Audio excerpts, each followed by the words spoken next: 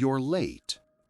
Before you even say hello, the words are already forming. Sorry, the traffic was insane. Or you drop a glass in the kitchen, and to an empty room you mutter, "It was slippery." This compulsion to justify our actions is more than just politeness or a way to avoid blame. It's a deep-seated cognitive reflex. It's an immediate attempt to patch a tiny hole that has just appeared in the fabric of our reality, a reality where we are competent, in control, and predictable. This patching process is a direct response to something called cognitive dissonance. It's the mental stress you feel when you hold two contradictory beliefs, or when your actions contradict your beliefs. For instance, the belief, "I am a punctual person," clashes violently with the action, "I have just arrived 20 minutes late." That mental friction is uncomfortable, so the brain's immediate priority is to resolve it. An explanation, like "the traffic was unexpectedly awful," isn't just for the other person, it's for you. It builds a logical bridge, reframing the event from a personal failing to an external, uncontrollable circumstance, thereby restoring your internal consistency. But we don't live inside our own heads. This drive is also a social algorithm, honed by millennia of evolution. For early humans, group cohesion was a matter of life and death. Any deviation from group norms, showing up late for a hunt, for example, could signal unreliability or a challenge to the group's rules. An explanation is a verbal signal that says, "I acknowledge the rule. My deviation was an exception, not a rejection of our shared system.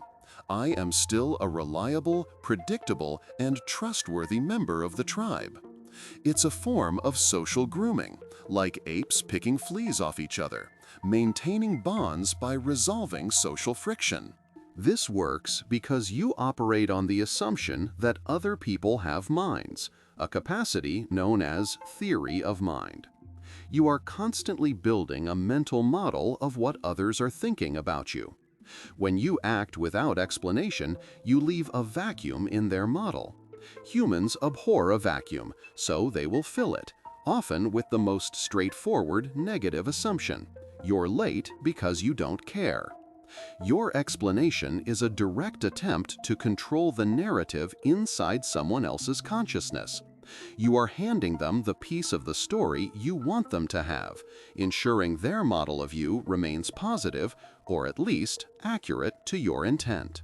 This desire to fill in the blanks extends beyond just social perception.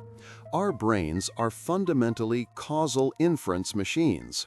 We have an insatiable need for the world to make sense, for every effect to have a cause.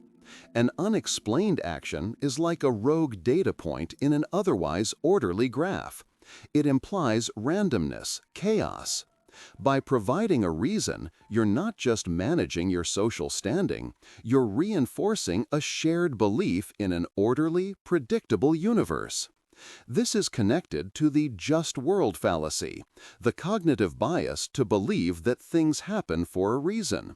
Your explanation satisfies that deep need for both you and the observer, turning a chaotic event into a neat cause and effect package. Perhaps the most profound reason is that the explanation is for yourself. Your memory isn't a perfect recording. It's a story you constantly tell yourself, edited and revised over time. The hippocampus, a key region for memory, doesn't just store events, it weaves them into a coherent narrative. The act of verbalizing an explanation, "the traffic was bad," is a crucial step in that process. You are actively authoring the memory as it forms. That external event becomes the official cause in your own mind, solidifying it as part of your life story. You aren't just explaining what happened, you are deciding what happened. Monotony has grown fast. Nearly 2,700 people have watched in the last few weeks, yet less than 0.03% are subscribed. It would mean a lot if you joined by hitting subscribe. And again, thanks for watching.